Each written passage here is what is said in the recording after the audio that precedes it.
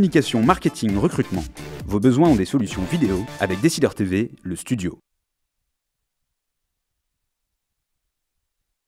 Bonjour à tous et bienvenue dans notre duplex bourse du lundi 27 janvier 2014.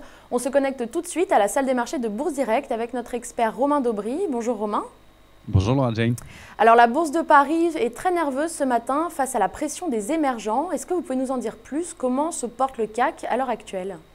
Oui, elle est effectivement très nerveuse. Elle a été légèrement positive ce matin. Elle est repassée dans le rouge maintenant assez nettement. On rebondit pas mal sur la zone des 4140 points, donc en baisse d'environ 0,5% pour l'instant. Mais il faut rappeler que vendredi soir, Moody's avait confirmé la note de la dette de la France à AA1. Avec perspective négative toujours. Voilà, des chiffres aussi pas excellents un peu partout cette nuit. Le déficit commercial du Japon qui a atteint 11 milliards et demi de yens en 2013. En hausse de 65% par rapport à 2012, avec une augmentation de 15% des importations et une forte dépréciation du yen. On a eu une statistique un peu plus positive, favorable ce matin, c'est l'indice IFO du climat des affaires en Allemagne pour janvier qui était en hausse, un peu meilleur qu'attendu, à 110,6 après 109,5. Ça n'a pas permis vraiment au marché de tenir ou de rebondir. Et puis on attend ce soir aussi les inscriptions au chômage en France vers 18h, donc ce sera surveillé bien entendu. Très bien, alors dans ce contexte, quels sont les supports et résistances à surveiller aujourd'hui? Alors, on restera dans une tendance très négative, toujours sous les 4233. Il faudra rejoindre ce point assez rapidement pour inverser la tendance actuelle.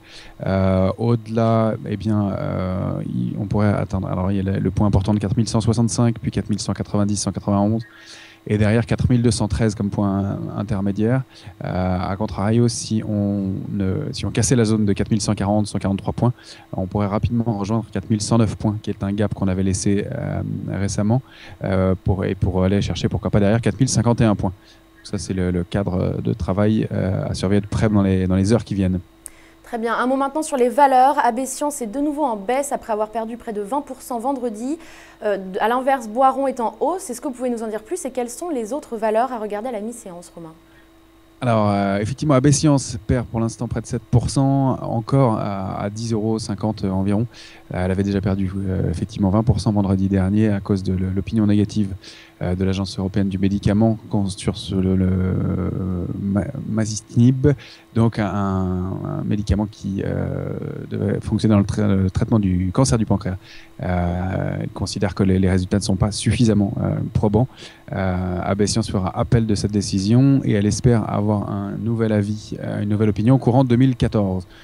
Peut-être est-ce que ça suspendra un peu la chute du titre, mais qui était quand même assez violente. Et puis effectivement, à contrario, Boiron, qui annonce là son résultat annuel, avec un quatrième trimestre en croissance de 3,3% à 172 millions d'euros. Un chiffre d'affaires annuel de 617 millions d'euros, en hausse de 9,10%. Et même plus 10,20 à taux de change constant.